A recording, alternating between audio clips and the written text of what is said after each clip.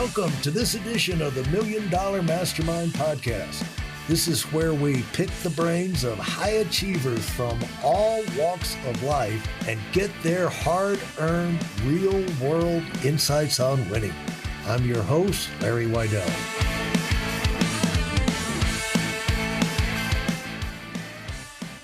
I'm here with Lee Haney. How are you doing, Lee? I'm doing great, Larry. This is quite an honor. Hadn't seen you in a long time, man. And Adam tells me you've been busy. Oh, yeah, man. We've been rocking and rolling. I got 3 granddaughters now, and you know how that is, particularly with girls, you know. Wow. And we have the Lee Haney Games going on, the IAF certification program, Lee Haney supplement. So we got a lot going on, man, which is great. I want to get into those things, but just so people will know who we are talking to, we're talking to a guy who at 24, at the youngest age, became Mr. Olympia. And Mr. Olympia is like the Super Bowl of the bodybuilding world, worldwide. And Lee, there's a lot of people in that sport. Lee became the number 1 at 24, and then he went on and won 8 in a row. Unbelievable. And so that what gives you 8 by the time you're 32, something like that. Yes, I retired at the age of 31 with 8 under my belt. Yep. Yeah. Wait, congratulations on that again. That's a historic all-time achievement. And when, where did that fit into the Arnold Schwarzenegger era of the bodybuilding? Well, Larry, Arnold won the Mr. Olympia title 6 years in a row, came back after a 4-year retirement. Well, let's say he was doing some film, came back and won it a 7th time. I was the first to win it 8 years in a row and was undefeated and retired at the age of 31. Yeah. Unbelievable. Yeah. One more than Arnold, you know. Right. He had to call me Uncle Larry. Yeah. He'll never be able to come back and even that up, you know. So that's right. he missed his chance. So way to go. And that competitive streak, I guess, has always been with you, Lee. Oh, yeah, man. You know, when you're a country boy growing up in the woods, you got to have a fire under you if you're going to stay there. Talk about that country boy phase of your life again. Where was that? I was born in a small town called Whitestone, South Carolina. It's sort of outside of Greenville and Spartanburg. You know, everybody knew everybody in the neighborhood. It was a small deal. A lot of relatives lived within that small community, and it was there that I learned the importance of hard work and stick-to-itness. You know, we had a small farm. We had pigs, you know, chickens. We had a garden. So the foundation of hard work was instilled in me as a youngster. And, you know, you can develop some pretty good muscles just working on the farm, because back then they didn't have a lot of the heavy equipment that did the heavy lifting and everything for you like they do now. But that wasn't good enough for you. How did you get the bodybuilding bug? Well, Larry, I recall growing up, and when my parents would take me, we would go to the grocery store. I would always go to the bookshelf and started flipping through magazines and so forth. And all of us were raised on watching Hercules and read the stories of Samson and this sort of thing. So that sort of put a fire under me, wanting to be a muscle man or a man of great strength and wisdom. So every opportunity I had to read and to study on training, nutrition, and watching legends like Arnold and Robbie Robertson, Frank Zane, Franco Colombo, and these guys, man, Steve Reeves, I would just draw to it like a sponge. Yeah, isn't it funny? You can't control what you're attracted to, but that, you know, that spoke to you. And how quick did you get involved in it? Well, I tell you what, I asked my parents for a set of weights for Christmas when I was around 11 years old, and they got them for me. And in that workout equipment, which was, you know, a plastic set of dumbbells and barbells, that kind of deal, I came with it was a Charles Atlas book, you know, and man, I read it. I followed the program that he had laid out for us, and next thing you know, I started to develop, you know, very well, you know, country boy development, you know, pinto beans, black eyed peas, cabbage, squash, corn, you know, eggs, all of the good stuff that we eat in the country. And next thing you know, by the time I turned age 15, 16, I had a pretty good physique, you know, and I then joined the YMCA and started training there. You know, we didn't have any modernized equipment. We just had, you know, the pulleys and the free weight, that sort of thing. And there were older gentlemen that was training there that was into the weight training. And one of them in particular, a guy named Danny Rogers, took me under his wings, and he said to me at the age of 15, 16, he said, "Kid, you have the type of physique that can grow to become one of the best bodybuilders in the world if you stick to this." And he saw me end up winning the NPC Nationals and to go on to win the Mr. Olympia 8 years in a row. Wow. And so what town was this now that you were started lifting in? Same town? Yeah, Spartanburg, South Carolina, you know, this, which was the county in which Whitestone was located. Whitestone is a small place, tiny place. And not only did I come from Whitestone as the champion, another guy named Chad Silvers, who was the 8-time world arm wrestling champion, came from Whitestone. So those country roots, man, there was some bad boys came out of that place. Now, how far did you have to go to the gym? How much of an effort was that? Well, you know what? The gym wasn't that far away. I figured probably around a 20-minute drive. Yeah, well, that's not bad. And so you got your start that way. Where did you run in your first brick wall type thing of where like you're going and then things don't turn out right, you know? Because bodybuilding's got a lot of disappointments along the way, because where people don't know is you get judged. It's not like strongman competition where you go in and whoever lifts the most wins. There's no question about it. You go get and they like this, you know, they like this physique versus that physique. And you can go in there and you can actually be the best one there and get passed over, you know? And so there's a lot of that goes on. Where did you get your first big disappointment of any kind of where like, I don't know if I should be doing this? Well, you know what, Larry, I fell in love with the sport of bodybuilding. You know, I just loved being around it. And it was a lot of fun for me. It wasn't about making money or anything like that. As a youngster, you know, I competed in my first show when I was 16 years old. Didn't place, but man, I had a lot of fun. Yeah. And after that, I was told by several of the judges that I had great potential. And I really dug in then and started to train and read and study the routines handed down by some of the other champions. And then I entered, let's say, the Teenage Coastal USA, which took place in Atlanta, Georgia. I was then at the age of, I think, 18 years old when in that show. I took 4th place, which was fine with me. I'm happy to be in the show, first of all. Yeah. And then next thing you know, I continued to grow and get better and better.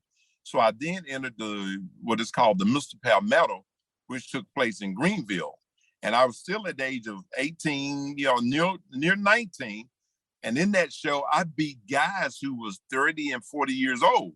So all of a sudden, man, I grew real fast. Right. And won that show. And then a few months later, I entered the Mr. South, which again, I was a teenager entering a show with men that was experienced, and I won that show.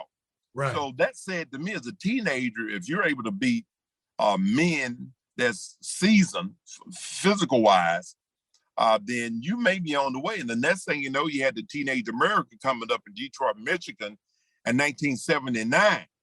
And I go into that show and beat over 70 teenagers from across the United States and won the Mr. Teenage America. So I knew, man, after that, woo, I was on the way. Yeah. And, so I never ran into a disappointing situation. I've always took it in stride and enjoyed the process. Right. And everybody doesn't do that, though. I mean, you know, No. you grew up in that environment. What do you think caused you to stay? You know, you enjoyed it, but what do you think were the other things that kind of kept you in? It's a disciplined life. You know, it's that people don't know the discipline that goes into bodybuilding, like every meal, every calorie, you know, it's not just the lifting, it's the aerobics. You know, you got to do the aerobics, and every body part matters. You know, you have to give attention to develop, and some of them come easy, you know, depending on your structure. Right. Some are natural, but then everybody has a part that's hard for them to develop, except maybe you. For those of you who are sick and tired of fooling around and are dead serious about wanting to move up fast, I've got something especially for you. I've combined the best insights from over 40 years in business and making $70 million in income and compressed them into a free webinar. That's right, it's a free resource. If you want to find out exactly what the concepts are that I use in coaching $1 million earners, register now at WeidellOnWinning.com. You'll discover the 5-part framework used by so many to reach their financial, personal, and professional goals. You can find that link in this episode's show notes.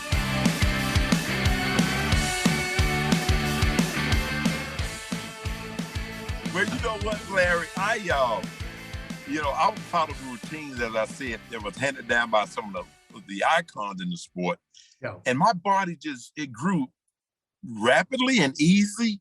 My mom was like 5'11", 180, 190 pounds. Yeah. My dad is 5'11 and a half, 215 pounds. So my genetic blueprint was near perfect from day one. Yeah. So really, and then when it came to nutrition, I was blessed to have what is called a mesomorphic body type, which means naturally muscular and lean.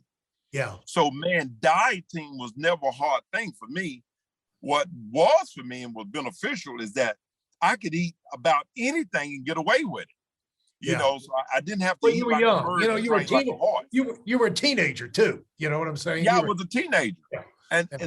And so all of that helped, a natural high testosterone level. So man, it was a big plus for me. I never had to diet. Even in my professional career, I've always been of the mindset to eat clean. Right. I never was into eating junk or anything like that, because one thing about reading about what Arnold and Robbie and all of these guys did, it was all about, developing your body. It was about staying healthy, so your sweet potatoes, your chicken, your eggs, your rice, your green beans, all of the real things that were by nature part of the diet of a country boy was what we did. Yeah. So it didn't really change. I never had to go and eat tuna fish and green beans and deprive myself of anything that tastes good. Yeah.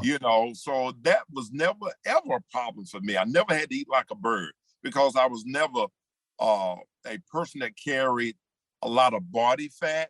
Yeah. Or who was genetically had a slow metabolism like that of an endomorph, right, who carry natural high body fat.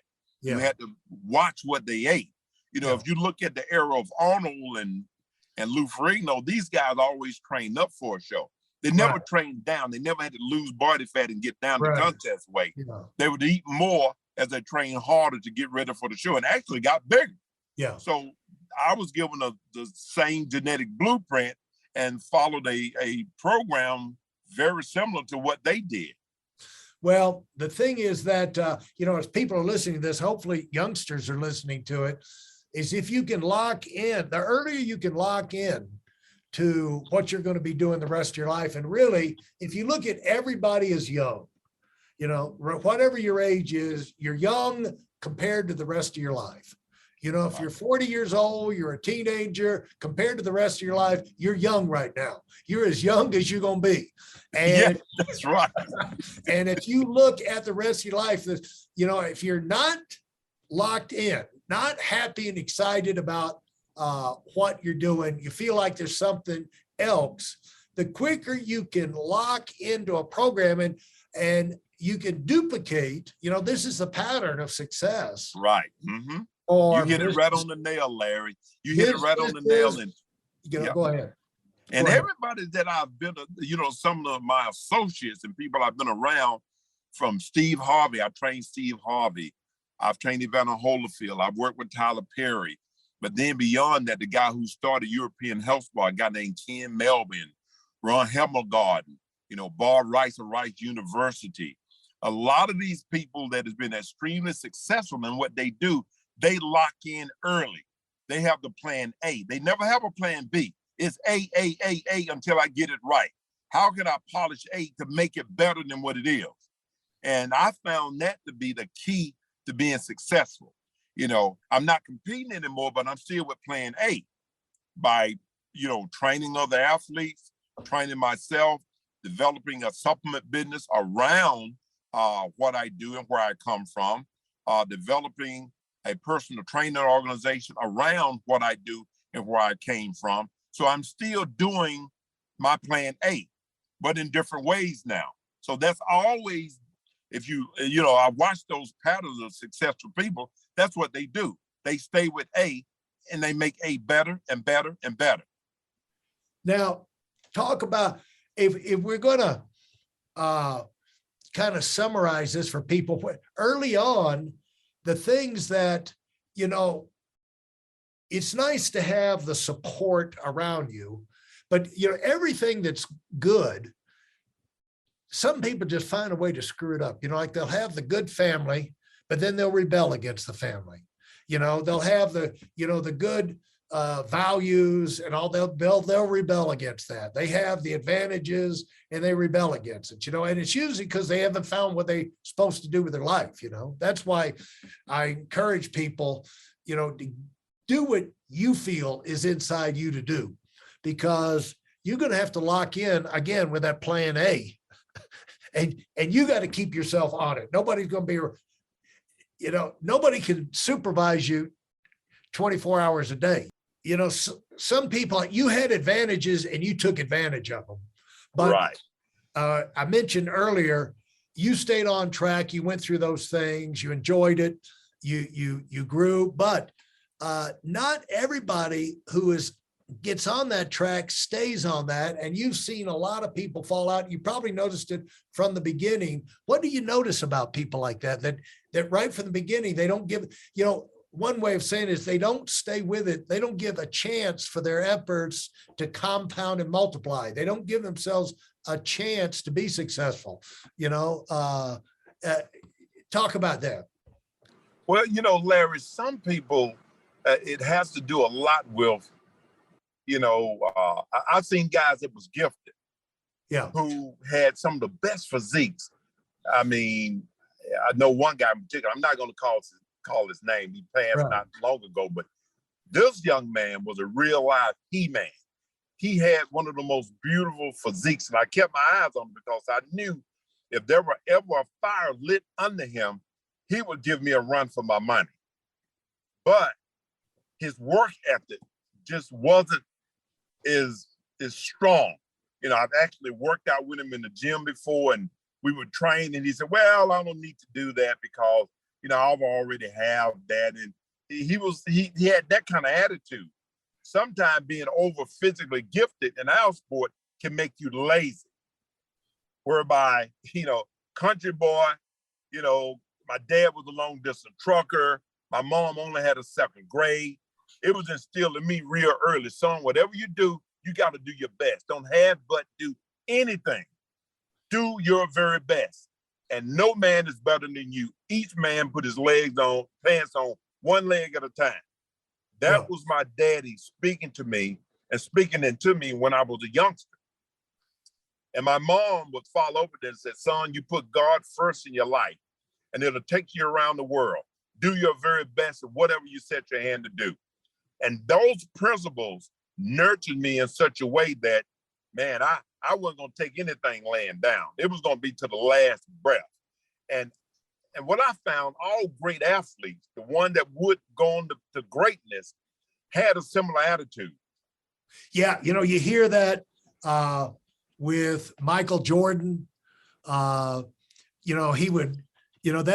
He would analyze his competition, his friends. He'd make friends with them, just like Arnold would. Just to get close to them, to find out how they think, but just also see where they drop the ball and to get close. If you're at a distance, you just think everybody's working around the clock, but you get close to him, you can start to see the flaws, and he would be noticing those things. And he would, it's like, okay, I got him there. And even like I'm at that dream, one thing was the dream team. That's why, where they went to Greece, with the Olympics, the basketball, he had all of those superstars there. He was analyzing them all, and he made sure, they divide up teams and everything. He made sure his team won every stinking time, And if they ever got beat, they had to play again, And that's what they said when he came back for his retirement with the Space Jam. He had the Space Jam movie, but he built a full basketball court out there for that movie. And he had all of the stars in the NBA come in at different times to play, practice in the off season, but he was sizing them up and he was watching. There you go. He was watching not only their tendencies and what they like to do, but also their work ethic. And that's why he never really worried about Barkley. Like I don't know Barkley, so I won't get in trouble because he's not going to come find me. But Barkley, there's a reason Barkley didn't win a championship. And Mike, when Michael played against Charles in the finals, he wasn't ever really worried, and because he knew he just, he didn't want it that much. He didn't push himself that much.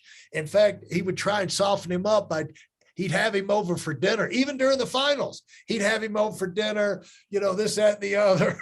It's kind of like when we were in high school and you'd have a football game and the visiting team, they'd stay at a hotel and you'd send them all quarts of milk, before the game. To give them game. Yeah. And, but Tiger Woods is the same way. I know people that have talked to him, in this stage of his life. And he said, when he came out of college, he went out on the tour. He wasn't scared of anybody because he said, I know how hard they work. I knew how hard I worked. He said, I knew I was going to kill him. And, the hard work aspect, they might have had almost as much talent or whatever, but that hard work is a separator. Thanks so much, Lee. Thanks for listening to the $1 Million Mastermind. If you felt there were any valuable takeaways from this episode, please take a minute and leave us a 5-star review. Your feedback is important and really helps us get the word out to a wider audience. Remember, we have a valuable webinar that is absolutely free. Register for it right now at whiteoutlanwinning.com. Thanks for listening.